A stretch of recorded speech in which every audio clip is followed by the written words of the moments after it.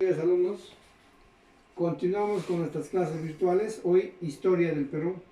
Vamos a trabajar las culturas que han surgido después del horizonte Chavín.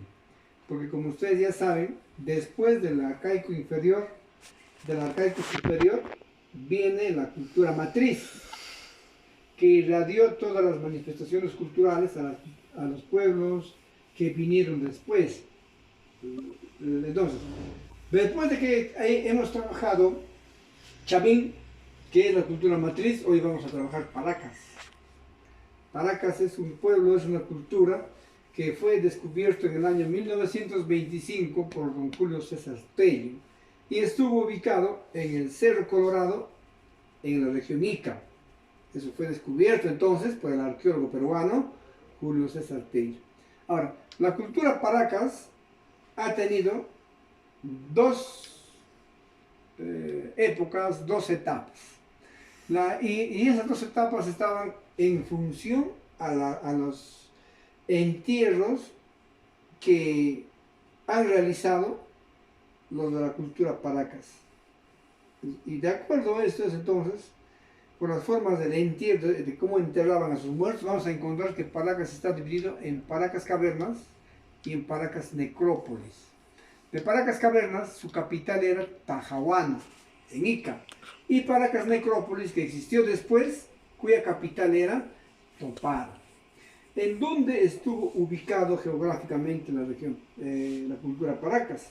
Estuvo ubicado en la península de Paracas, en la región Ica. Se desarrolló entonces en el departamento de Ica, la provincia de Pisco, en la península de Paracas.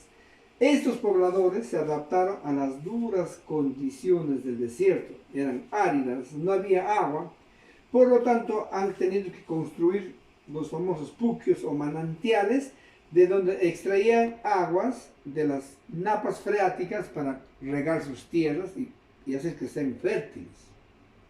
Entonces, ahora, conociendo la ubicación geográfica de Paracas, cómo era su organización política y cómo era su organización social. La organización política es que estaban gobernados por sacerdotes y por militares. Y estaba basada en la propiedad privada. Gobernaban los que más tenían y estaban conformados por los sacerdotes y los militares. En cuanto a su organización social, era clasista. Los que estaban en la cúspide de la escala social eran los sacerdotes, seguidos de los militares. Y finalmente estaba el pueblo, que trabajaba la tierra y que generaba riquezas para el pueblo. Pero los que estaban más acomodados, la clase gobernante, eran los sacerdotes y los militares. Este pueblo destacó, muchachos, en textilería. Destacó porque los mantos Paracas son los trabajos más representativos por su belleza y por el arte que utilizaron para crearlos. Lo que ellos expresaban en su textilería eran figuras zoomorfas y antropomorfas. Y utilizaron en este arte de la textilería lana de camélidos, cabellos humanos y el algodón. Eso era lo que ellos utilizaban en textilería. Usaron 7 colores y 190 matices. Entonces era rico en colores los mantos Paracas, que es lo más representativo en la textilería de Paracas. También ellos han realizado las trepanaciones y las deformaciones craneanas. Era otra de las manifestaciones culturales. Las trepanaciones las realizaban por fracturas en la cabeza o cuando eran heridos en los enfrentamientos bélicos. Y también las deformaciones craneanas los hacían por creencias religiosas. Para realizar las trepanaciones craneanas, los Paracas han utilizado diversos instrumentos. Han utilizado barras de bronce, han utilizado el algodón, han utilizado la gasa, la obsidiana, los tumis para realizar las trepanaciones, que eran en cierta forma cirugías rudimentarias. En lo que se refiere a las deformaciones craneanas, estas deformaban sus cráneos en forma alargada. La TRAP y Julio César Tello, que han hecho la expedición para explicar estas deformaciones, nos manifiestan que esas deformaciones los hacían a los niños de la élite, o sea, militar, ¿no? Se les aplastaban el cráneo con 2 tablas para que al crecer su cráneo se haga en forma cónica. Estas deformaciones representaban la alta jerarquía, solamente entonces los hacían las personas de las clases gobernantes. Y en algunos casos lo hacían por estética. Ahora, el dios, en lo que se refiere a la religión, el dios principal de los Paracas era Con, el dios principal. El dios Con era un dios que tenía un aspecto volador. Y en cerámica han destacado Paracas Cavernas y Paracas Necrópolis. ¿Cómo era la cerámica en Paracas Caverna? Era polícroma y lo cosían después de su construcción. Por eso dice que era polícroma y eran cocidas después de su elaboración. Y en Paracas Necrópolis era monocroma, diferente al de Paracas Caverna. Los colores que utilizaban en Paracas Necrópolis eran el blanco o crema con precocción. Bien, entonces son las manifestaciones culturales que ustedes deben conocer, jóvenes, respecto a la cultura Paracas. Ahora, cuando trabajamos el segundo año, el tercer año secundario, porque trabajamos juntos, sería interesante que revisen sus documentos y van a encontrar mayor información respecto a Paracas. Ahora, cuando hablamos de la cultura mochica es un pueblo que también vino después de Chavín. Mochica se desarrolló entre los valles de Chao, Moche, Chicama y Virú, en la actual región de La Libertad. Y este pueblo ha tenido influencia en la costa norte central. Esta cultura fue descubierta por el arqueólogo Max Uhle. Él fue el estudioso que trabajó y hizo los trabajos respecto a la cultura mochica. ¿Cómo era la organización política y social en la cultura mochica? Al igual que Paracas, en Mochica, la organización social era un estado teocrático y militar. Al igual que en Paracas, eran gobernados por sacerdotes y por militares. Por eso se dice que tenía un gobierno teocrático. En lo que se refiere a la arquitectura, los trabajos tenían motivos religiosos. Para sus construcciones han utilizado el adobe hecho de barro y sus paredes eran decorados con murales, con motivos pictóricos. Eso en lo referente a arquitectura. Ahora, dentro de esta arquitectura, que estaba orientada a la construcción principalmente de centros ceremoniales, vamos a ver que destacan los siguientes. Los centros ceremoniales de Mochica son la Huaca del Sol, la Huaca de la Luna, Huaca del Brujo y Huaca Rajada, en lo que se refiere a los centros ceremoniales. Y en los centros urbanos vamos a encontrar a Pampa Grande, Pacatnamú y Moche. Son expresiones de los trabajos que realizaron los Mochica en lo que se refiere a arquitectura. Ahora bien, entonces continuando con el desarrollo de estas clases, vamos a ver cómo eran los trabajos en barro, en lo que se refiere a cerámica. Todas estas construcciones arquitectónicas, la Huaca del Sol, la Huaca de la Luna, el Brujo, Huaca Rajada, inclusive los centros urbanos, han sido construidos utilizando el adobe, han sido hechos de barro. Y más adelante, cuando trabajamos los pueblos andinos, ellos no han trabajado el barro, ellos han trabajado la piedra, pero eso vamos a ver más adelante. En la cerámica, en Mochica, ellos elaboraron los huacos retratos y los huacos eróticos. Eran los trabajos que realizaban los mochicas. ¿Cuáles eran las características de la cerámica? Eran bícromas. Utilizaban el rojo indio y el color crema. Y son tridimensionales en el sentido de que eran escultóricas, plásticas y realistas. Entonces, son las características de la cerámica mochica. Pero hay que aclararles que su cerámica es llamada también el diccionario ilustrado porque representaba retratos de su vida cotidiana. Los huacos eróticos también eran parte de sus vivencias, parte de su rutina diaria. Ellos en la cerámica representaban eso. En la religión, en el aspecto religioso de los mochicas, ¿quiénes eran los que gobernaban? Aquellos decir que era un gobierno teocrático y militar. Y en religión, quienes controlaban al pueblo eran los sacerdotes, la clase gobernante.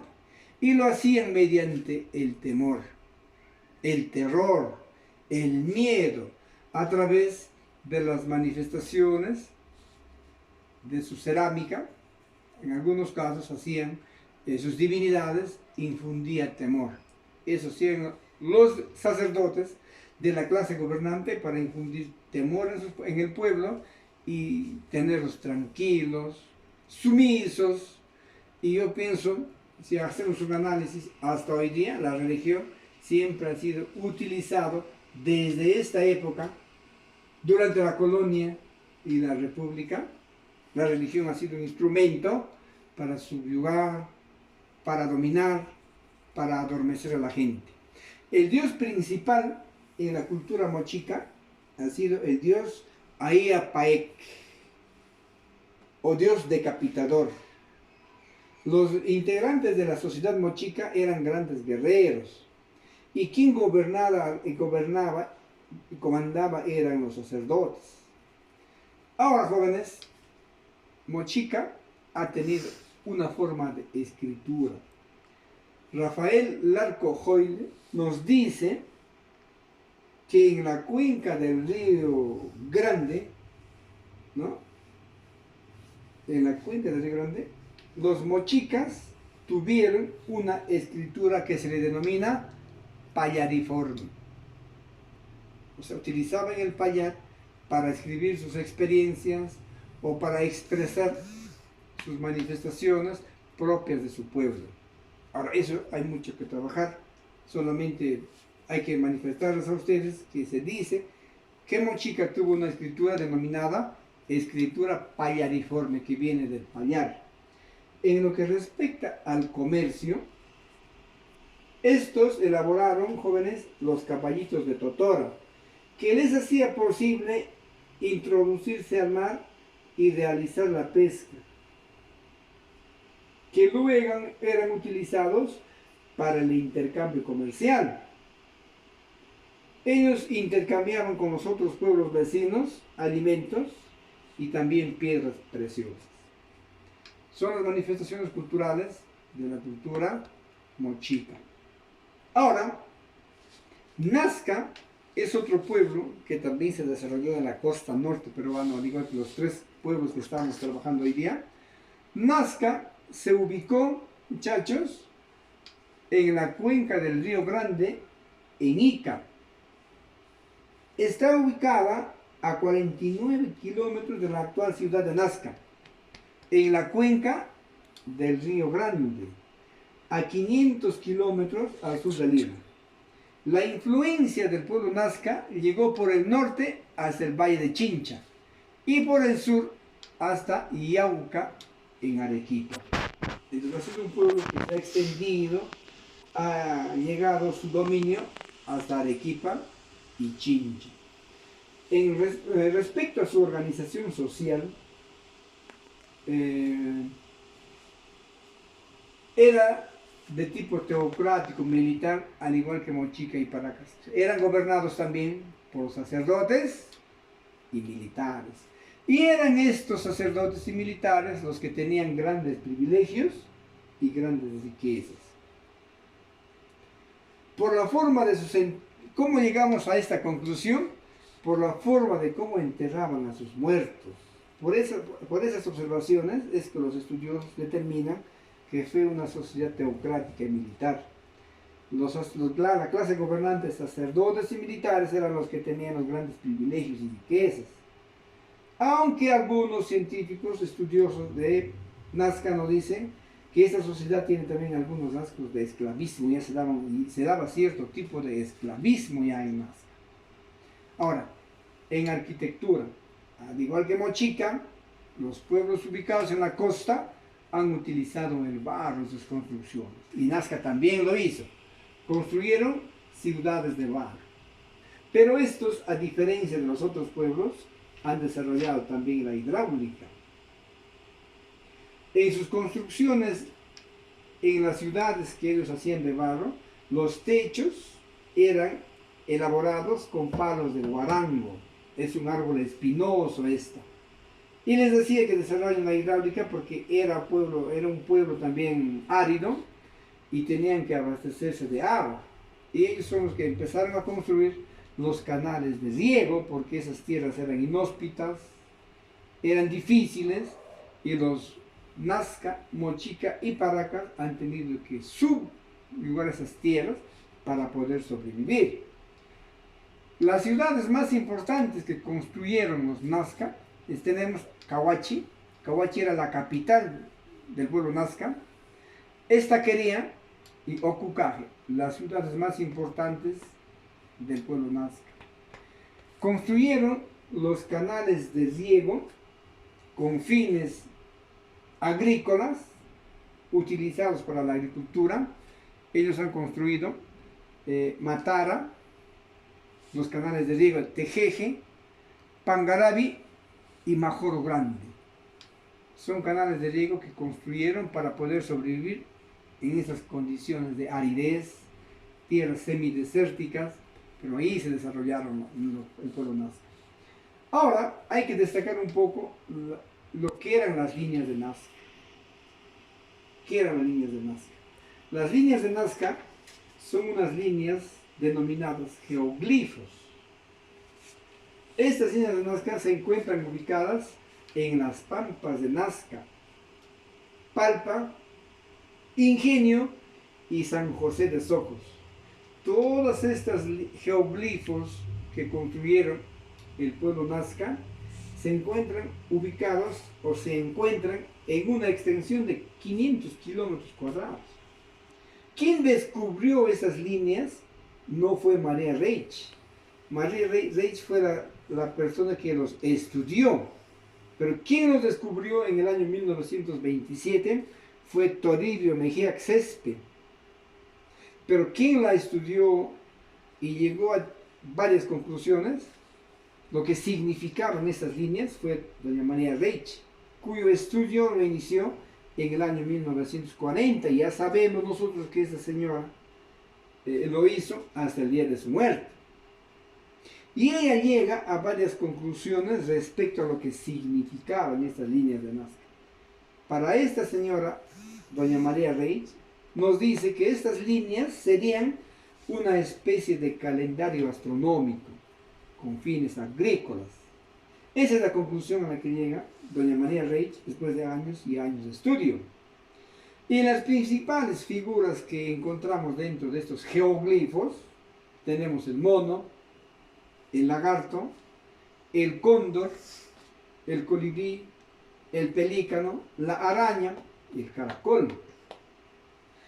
Ahora, respecto a las líneas de Nazca, existen otros investigadores que han trabajado y que intentan explicar qué eran esas líneas de Nazca. Por ejemplo, aquí yo le escribo Paul Kosok, otro estudioso, otro investigador. Él dice que las líneas de Nazca eran el calendario de mayor escala en el mundo. Él les denomina el zodiaco andino. En cierta forma, lo que nos dice Maria Reich y lo que nos dice Paul Kosok van a convertirse en teorías, porque nosotros no vamos a poder explicar lo que al final de cuentas eran esos jeroglíficos. Pero aparece otro estudioso, que les manifiesto aquí, von Daniken. Él considera que estas líneas es la prueba de que el hombre ha recibido en la antigüedad la visita de extraterrestres. Y esos extraterrestres han influido en la historia de la humanidad. Bueno, es otra teoría. Hay que tomarlo como teoría y hay que intentar, pues, nosotros entonces explicarnos lo que significaban estas líneas. Ya tenemos tres propuestas, la de Maria Reich, la de Paul Kosok y la de von Daniken. La cerámica, para terminar, jóvenes, en Nazca era considerada de tipo pictórica, la más pictórica de América precolombina. Las características de esa cerámica eran que se pintaron antes de ser cocidas, antes de ser quemadas, para que ya queden acabados. Estos pueblos utilizaron 11 colores, eran polícromas entonces. Los colores que más han predominado eran el ocre, el rojo indio, el ocre amarillo, el negro y el gris oscuro. Para sus trabajos han utilizado la técnica del horror al vacío. Estos trabajos de la cerámica Nazca, los científicos los han comparado por la calidad de sus acabados, son comparados con las porcelanas chinas. Entonces, el trabajo de la cerámica de este pueblo Nazca ha sido hermoso, ha sido muy bonito. Jóvenes alumnos, lo que les voy a dejar ahora en sus tareas, me van a hacer un pequeño trabajo y me van a hacer dos dibujos. Me van a dibujar ustedes como tarea. De la cultura mochica me van a hacer los huacos retratos, dos huacos retratos y dos huacos eróticos. Me van a dibujar como parte de la tarea en sus cuadernos. Y también van a dibujarme dos geoglifos de las líneas de Nazca. Y les voy a manifestar, muchachos, que ya a partir de este segundo bimestre, los trabajos de la clase de hoy día me los tienen que entregar en el transcurso de mañana hasta las 7 de la noche, para que no se llenen de trabajos y puedan ustedes también mantenerse no tan ocupados, pero sí cumpliendo con nuestras obligaciones. Gracias, muchachos, y nos vemos la próxima clase.